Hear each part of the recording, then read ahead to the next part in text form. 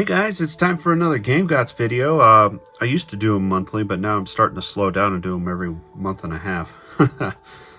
So this is mostly from October and some of November of 2023. And didn't do much traveling besides Japan, which for those of you who saw that video and I showed the pickups there.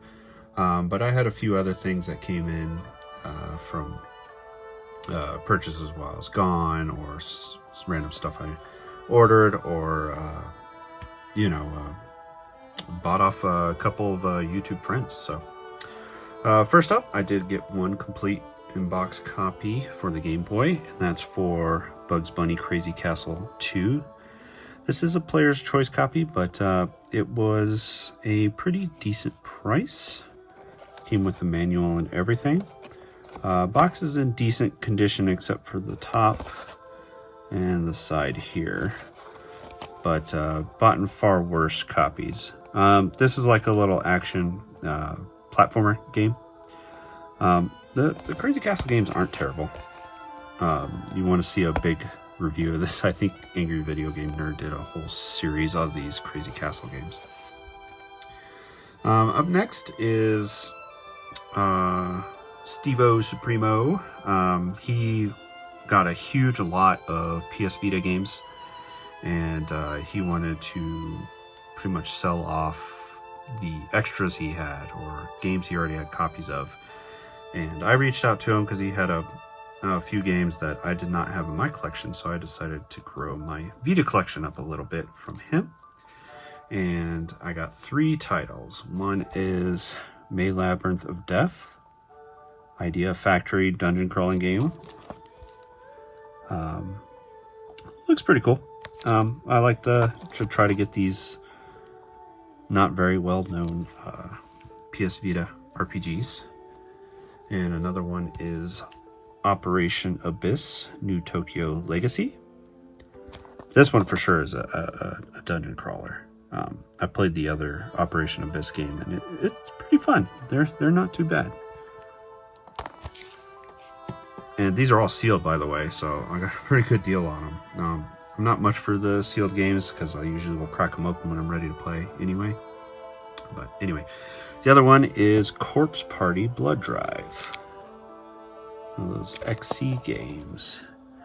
Not sure how this one works. I'm sure it's kind of visual novel-y and stuff like that. But haven't played. I think I have another Corpse Party game, maybe on the 3DS. I'm not sure. But yeah. Thanks, Steve, for that deal.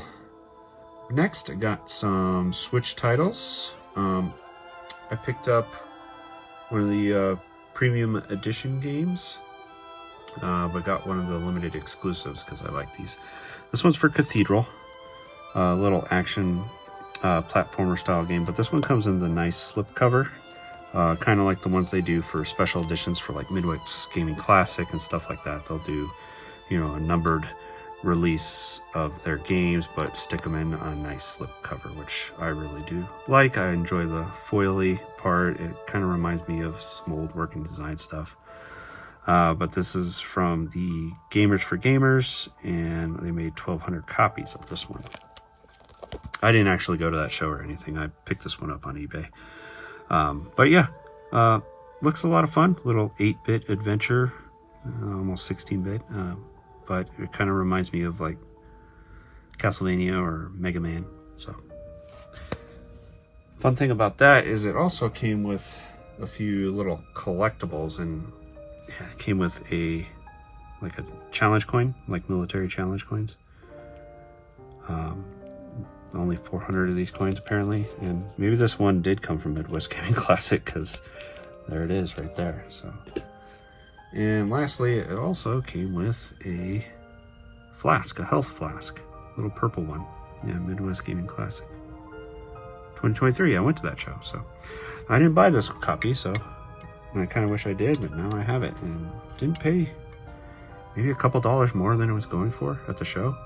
I think they were going for about $40. I'm not sure if it came with the flask or not, but I only paid $43 for everything. So, yeah. A few more Switch games.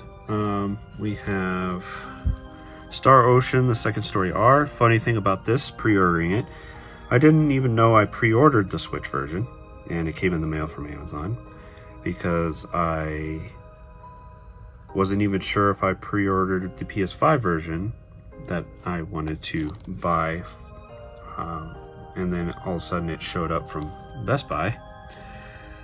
Me thinking I didn't even pre-order it at all, and I went to Best Buy to buy it, and then I got a notification that something from Best Buy was delivered, and it was a copy of Star Ocean R. So I pre-ordered this damn game 3 times. I returned the other Best Buy copy, and then I just went ahead and kept the Switch version. Anyway, been playing through this game. It's a lot of fun. I really enjoy the art direction they did. Pretty much what they did is they used sprites for all the characters on the map and in battle and stuff, and they used like high definition regular generated graphics for the environments, you know, in the field and stuff like that. And then when the characters talk or have conversations with the chat bubbles and stuff, or voice acted, they have these hand-drawn pictures of the characters. So it's like 3 different art styles. It's really enjoyable. The voice acting is good to mediocre sometimes, because they got some good voice actors in there, but then some are just, you know, eh. This was kind of budget made, but it's really cool. It's really fun. I think it's so far is a good remake of a very good Star Ocean game.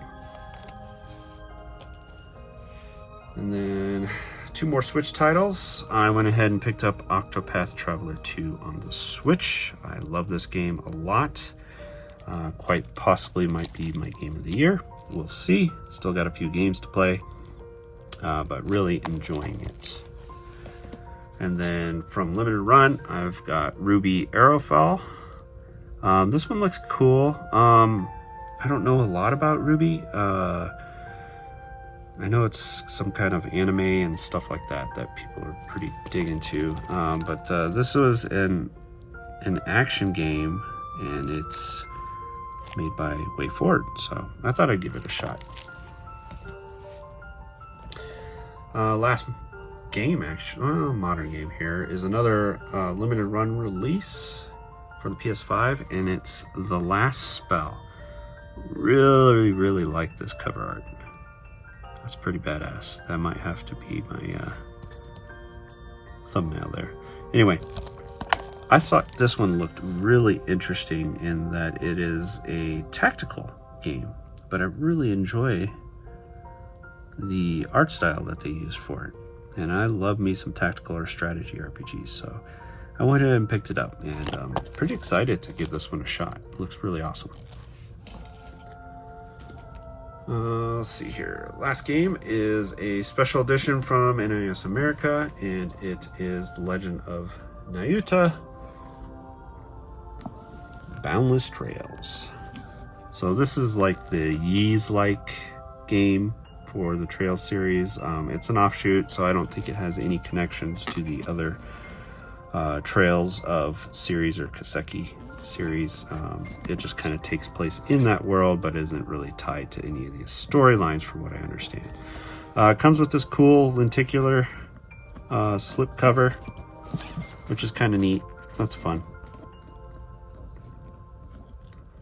So yeah, it comes with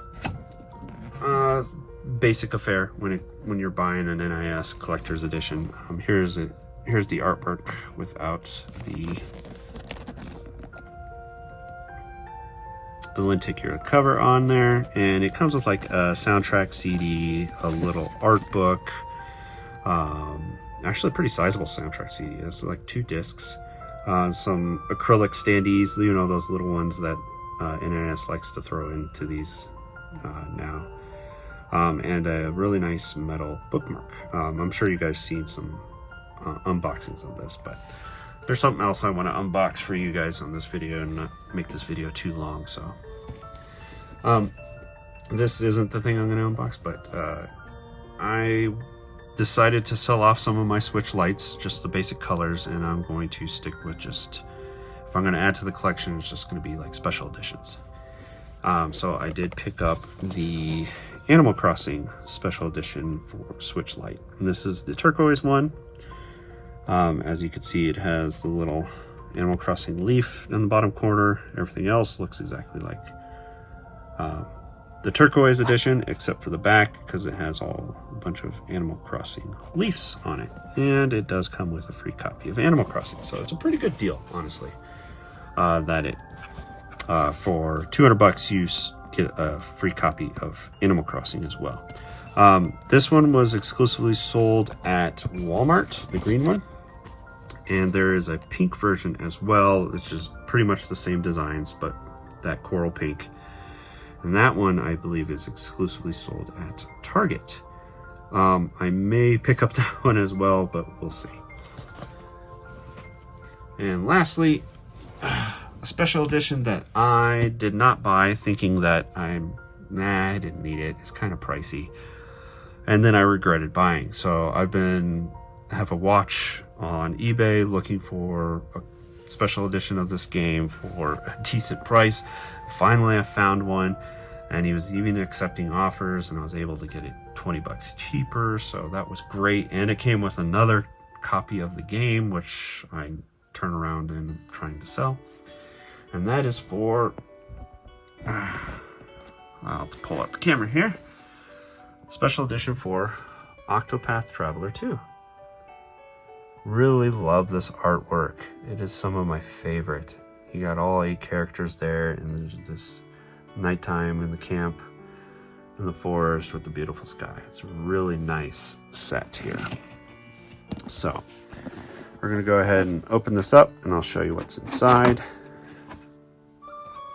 Oh, and on the sides here, you got all 8 characters in their sprite form there. And then let's go ahead and slide this open. Bear with me here. We've got soundtrack CD. This is, I think, 2 discs, and it's different tracks, like different type of recordings than the regular soundtrack you can buy, which I do have. By the way, Square Enix, please release a vinyl version of Octopath Traveler 2 soundtrack, please. Absolutely love this soundtrack. It's up there among my favorites. It's really, really good.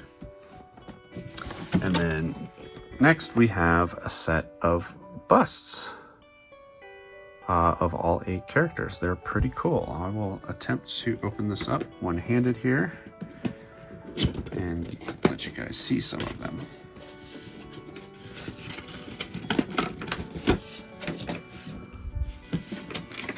It's a lot harder than it looks. Okay, got the box open here, and first up in the back of the box, there is a map of the world, which is kind of neat. And then we'll look at that art album next. It's really cool. It's really no spoilers at all in that book, so it's got really good art. Let's open this up, take a look at some of these busts. Got a fan favorite here, Partitio. These aren't metal, they're made of like a plastic, but really well designed. And they're lightweight too, so I'll probably display these somewhere. And then let's get this one out. Another favorite, Throne. Your assassin / thief.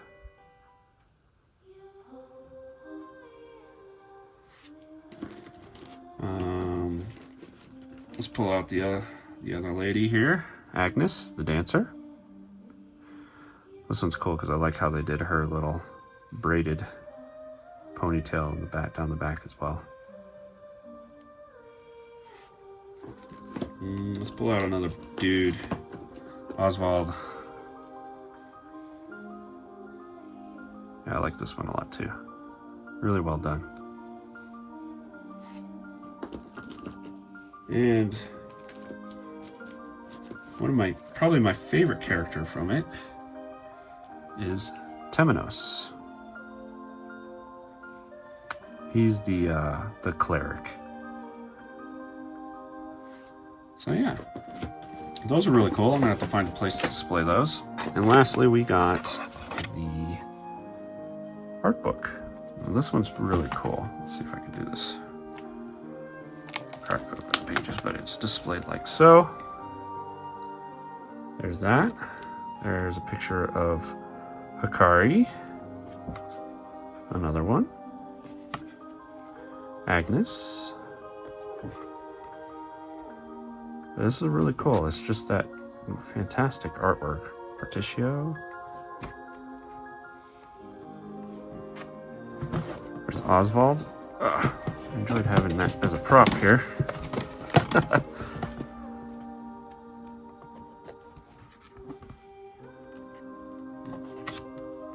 Throne. Try not to get too much glare. There's Temenos.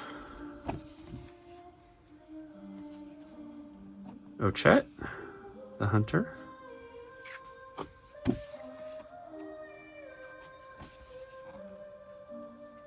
Casti.